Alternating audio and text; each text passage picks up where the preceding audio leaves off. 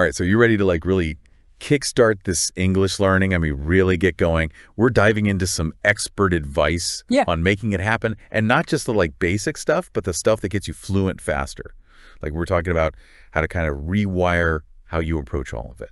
Yeah, it's wild how much of it comes down to like not just cramming vocabulary, but how your brain actually absorbs the whole language. Okay, so our expert source really hits hard on the idea of setting goals. And not just the vague ones like, oh, I want to be fluent someday. Right. You know, we're talking about SMART goals. Yes. Specific, measurable, achievable, relevant, and time-bound. The kind you can really measure. Exactly. Think of it like this. Learn English is like saying travel the world. It's exciting, but where do you even begin? Right. A SMART goal is like booking that flight to a specific city. Packing your bags, setting a date, suddenly it's real.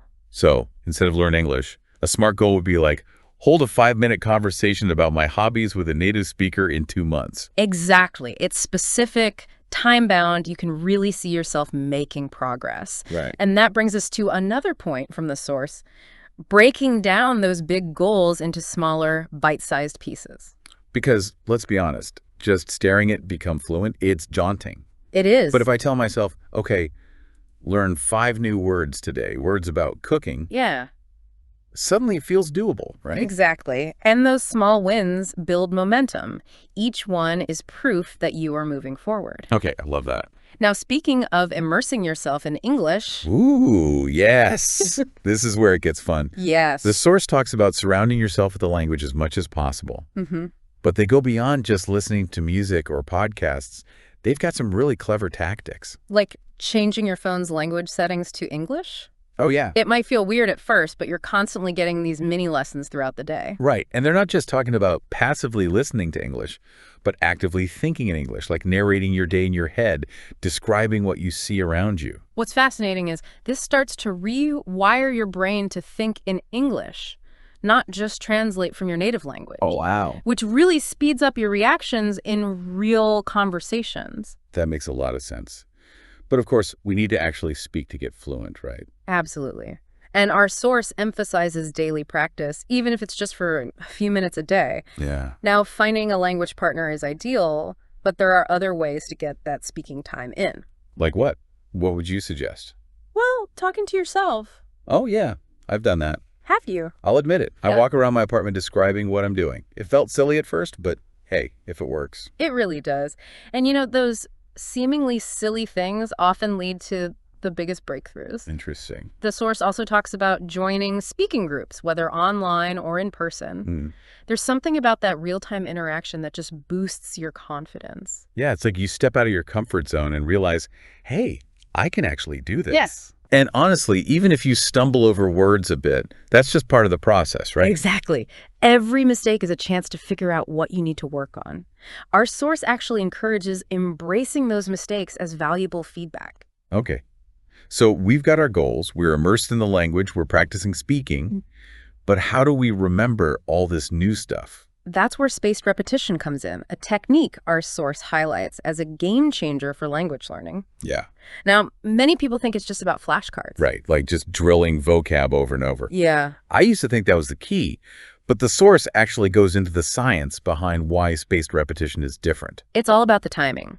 Instead of cramming, you review information at increasing intervals. So let's say you learn a new word today, you review it tomorrow, then maybe 3 days later, then a week later, and so on. So the source emphasizes this works because it forces your brain to actively recall the information, which actually strengthens those neural connections. Exactly. And there are some really cool apps like Anki and Quizlet that can help automate this whole process.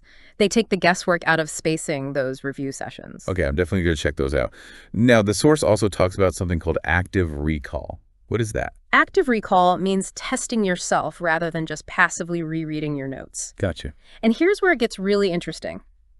They suggest combining spaced repetition with real-world use. Oh. So if you learn a new word, try using it in a conversation, write it down in a sentence. It's like taking that knowledge out for a spin. So it's not just about memorizing isolated words, but connecting them to actual meaning and context, which actually leads us perfectly into the source's next point, The importance of learning in context. Exactly.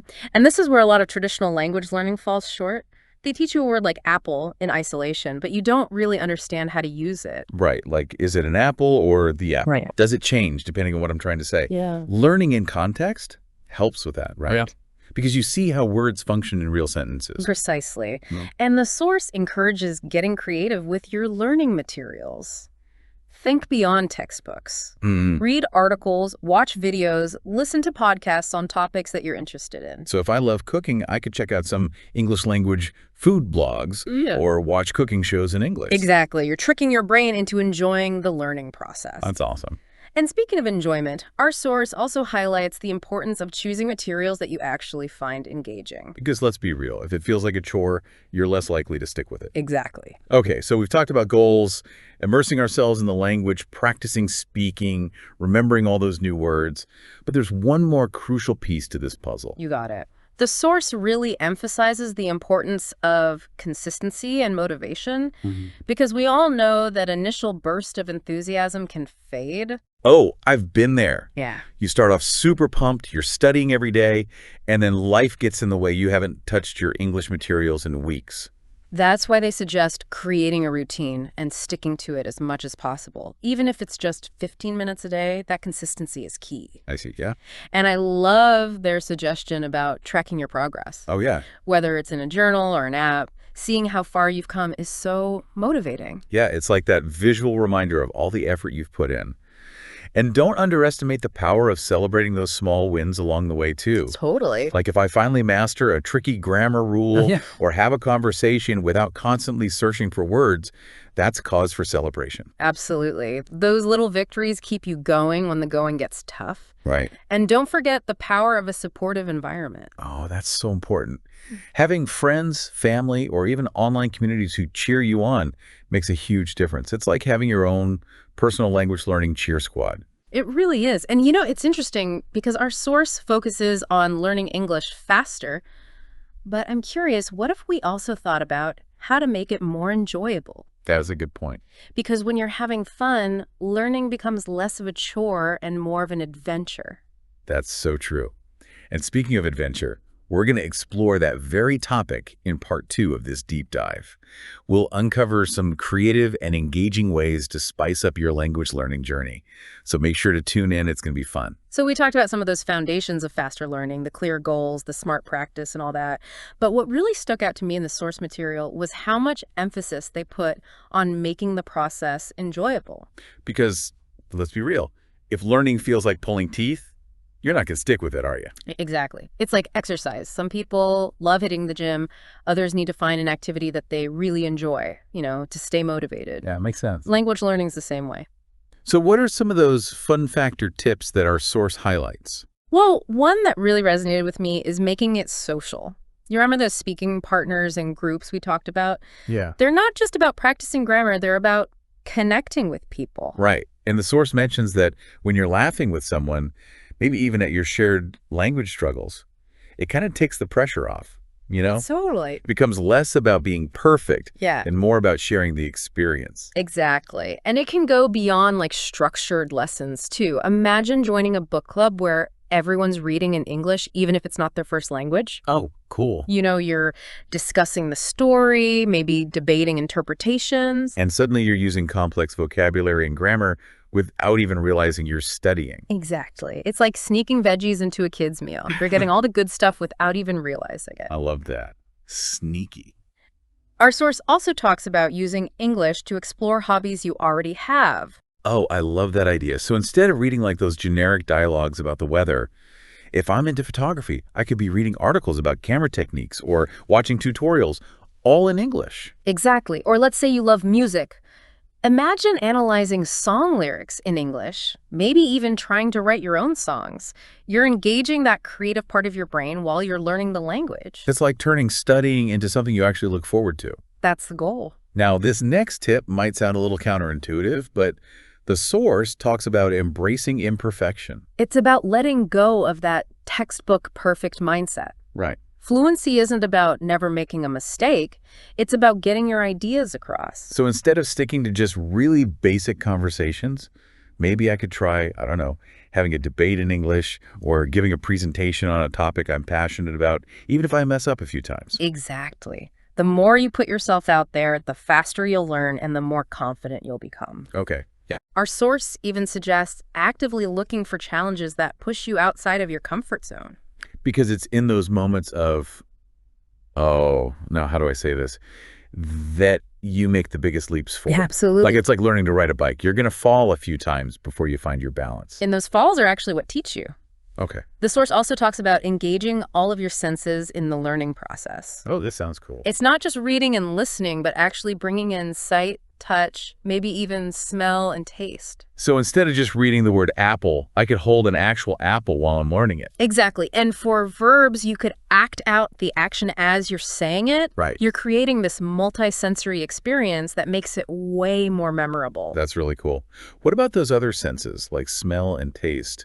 Those seem a little trickier to tie in. Yeah, they might not always apply, but there are creative ways to use them. Imagine learning about cooking while you're actually making an English recipe, smelling the spices, tasting the flavors. Wow, that's a great idea. It's like a little cultural immersion right in your kitchen. Right. So we've talked about making learning fun, but what about those times when, motivation just dips? Ah, yes, the motivation slump. Yeah. We've all been there. Yeah. Our source suggests setting realistic expectations and celebrating those small wins along the way. Because honestly, learning a language takes time and effort. There will be days when you just don't feel like studying. That's normal. Yeah. So instead of beating yourself up, focus on those small victories. Learn 5 new words today. Great. Had a short conversation without freezing up. Awesome. It's about recognizing that progress isn't always a straight line. Exactly. There will be That's ups and downs, plateaus and breakthroughs. And sometimes it's also about giving yourself permission to take a break. Yes. If you're feeling burnt out, step away. Do something you enjoy and come back to it when you're feeling refreshed. Okay. The key is to find a rhythm that works for you and, allows you to actually enjoy the process. So we've talked about goals, immersion, practice, making it fun. But there's one more element that our source really emphasizes: mindset. Ah, yes, the power of a positive attitude. They highlight the importance of believing in yourself and your ability to learn. I think a lot of people get intimidated by the sheer thought of learning a new language. Yeah. There's so many words, grammar rules, all those pronunciation nuances. It's a lot. It's easy to get overwhelmed. It is. But remember, everyone starts somewhere. And with the right mindset, with a bit of effort, anyone can learn English. Yeah. And one thing that the source mentions that I found really powerful was this idea of viewing mistakes not as failures, but as opportunities for growth. Exactly, because every time you make a mistake, you're learning something new. You're identifying a gap in your knowledge. Oh, okay. Which gives you a chance to actually improve. It's like that saying, the only way to avoid mistakes is to do nothing. But that's not how we learn and grow. Exactly. So embrace those mistakes, learn from them, and keep going. Now, we've covered a lot of ground here about those individual strategies for learning faster and making it enjoyable. But our source material got me thinking about a bigger question. Ooh, I know that. Look, you've got one of those insightful, thought-provoking questions brewing, don't you? I do. They focus on that individual learning, but what about the role of community in language acquisition? Ooh, that is a fascinating question. How do our social connections and interactions really shape the way we learn and use language? Well, that's something we're going to dive into in part 3 of this deep dive, so be sure to join us.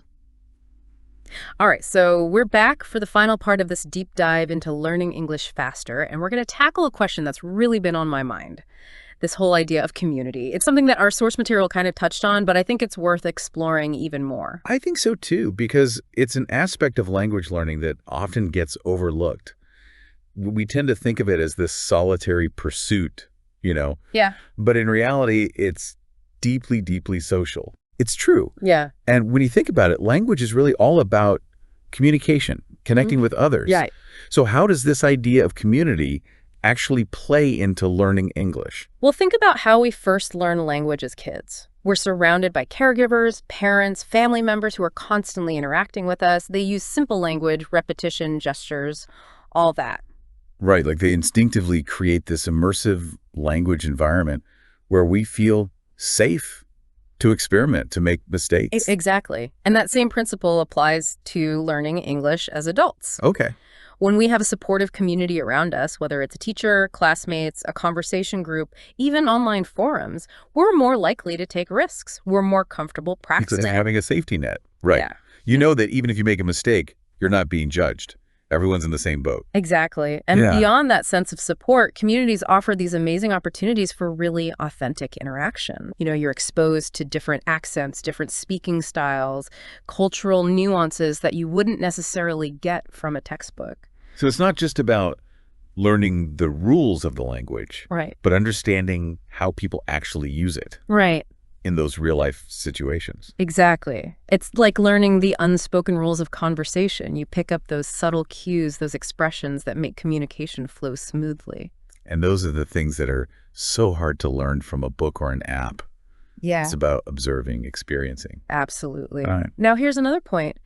Being part of a community can also boost our motivation and accountability. Oh, how so? Well, you're not just learning for yourself anymore, right? Yeah. You're sharing the journey with other people who have similar goals. And that shared sense of purpose can be so powerful. It is. You're much more likely to stick with it when you know that others are counting on you. Like you're all in it together. And there's that element of friendly competition, too. Right. Seeing your classmates or the people in your group making progress, it can really push you to up your own game.